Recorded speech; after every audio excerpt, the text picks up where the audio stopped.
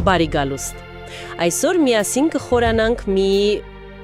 կենսաբանական երևույթի մեջ, որը բավականին քիչ տեսակների մոտ է հանդիպում։ Խոսքը դաշտանային ցիկլի մասին է, հիմնվելով թեթ էդի նյութերի վրա։ Որովհետև առաջին հայացքից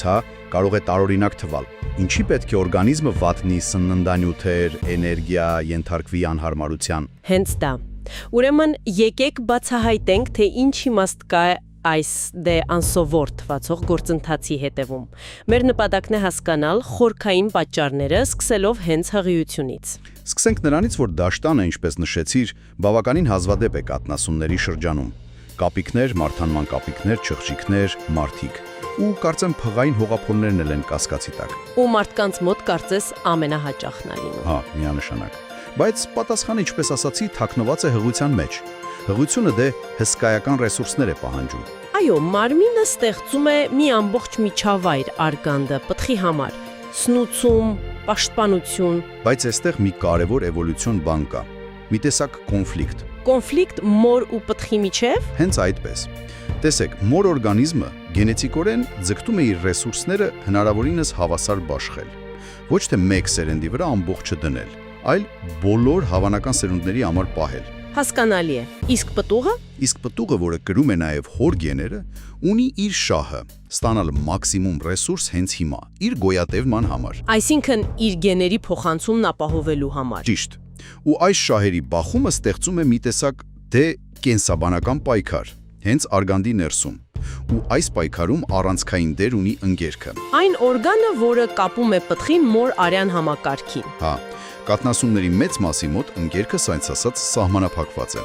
Մայրական բջիջները մի տեսակ պատնեշ են ստեղծում, ու մայրը վերահսկում է սննդի հոսքը։ Այսինքն մայրն է որոշում ինչքան տա։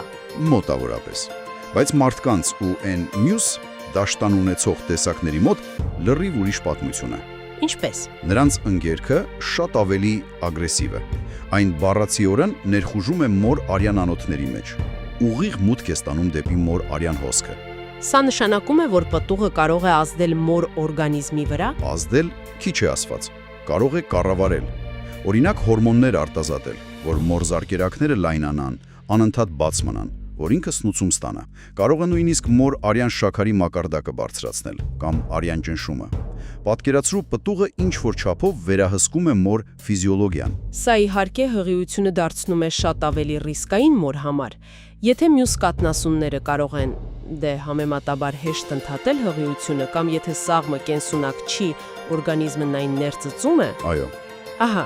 մարդկանց մոտ այս ուղիղ կապն արյան հետ նշանակում է, որ ընդհատումը կարող է ուղեկցվել լուրջ արյունահոսությամբ։ Ճիշտ այդպես։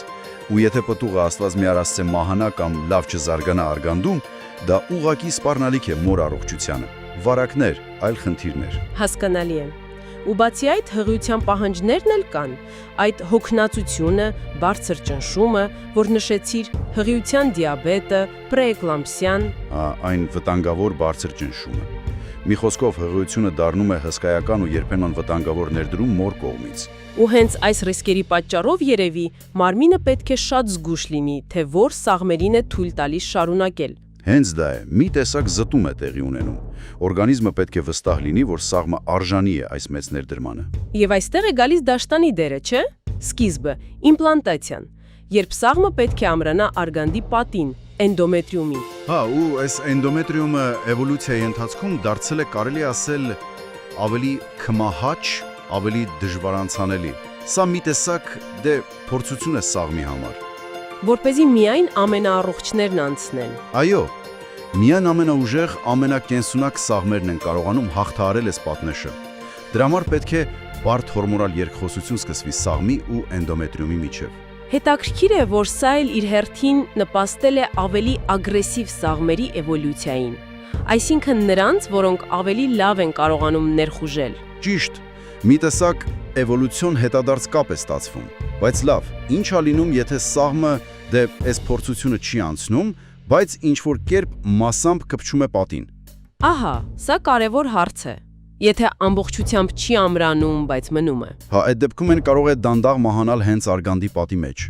Սա կարող է վարակի աղբյուր դառնալ մոր համար, խանգարել հորմոնալ ֆոնը։ Մի խոսքով, վտանգավոր իրավիճակ է։ Այո, ու մարմնի լուծում այս պոտենցիալ վտանգին շատ արմատական է, փոխանակ ամեն անգամ ռիսկի դիմելու։ Պարզապես կանխարգելում է։ Հենց այդպես։ Ամեն ամիս, եթե առողջ կենսունակ հղիություն տեղի չի ունեցել, արգանդը կարելի ասել մաքրում է իրեն։ Ամբողջությամբ հեռացնում է իր ներքին շերտը, էնդոմետրիումը։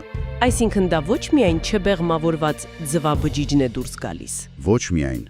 Այդ շերտի հետ միասին դուրս են գալիս նաև ցանկացած մասամբ ամրացած, բայց ոչ կենսունակ, հիվանդ կամ արդեն մահացած սաղմեր։ Եվ այս պարբերական, կարելի ասել պաշտպանիչ մաքրումը հենց դաշտանն է։ Ճիշտ։ Այնպես որ դա ռեսուրսների վատնում չէ, այլ խիստ անհրաժեշտ պաշտպանական մեխանիզմ է, որը զարգացել է որպես պատասխան մոր ու պղտղիի միջև էվոլյուցիոն պայքարին եւ հատկապես այն տեսակների մոտ հղիության բարձր ռիսկերին, որտեղ ընկերքը այդքան ագրեսիվ է։ Այսպիսով ամփոփելով դաշտանը ոչ թե ինչ-որ տարօրինակություն է, այլ էվոլյուցիոն լուծում կապված հղիության բարդությունների հետ։ Հա, մի գործընթաց, որը չնայած իր անհարմարություններին, սերտորեն կապված է մեր տեսակի շարունակականության հետ։ Եվ որպես վերջին մտորում ձեզ համար, բեր ունկնդիրներ, ինչպես է այս կենսաբանական հիմնավորման իմացությունը փոխում ձեր պատկերացումը դաշտանի կամ հենց հղիության մասին։ Հա, երբ գիտակցում ես այս ներքին գրեթե անտեսանելի, բայց շատ իրական էվոլյուցիոն պայքարը, որը տեղի է ունենում մեր օրգանիզմներում։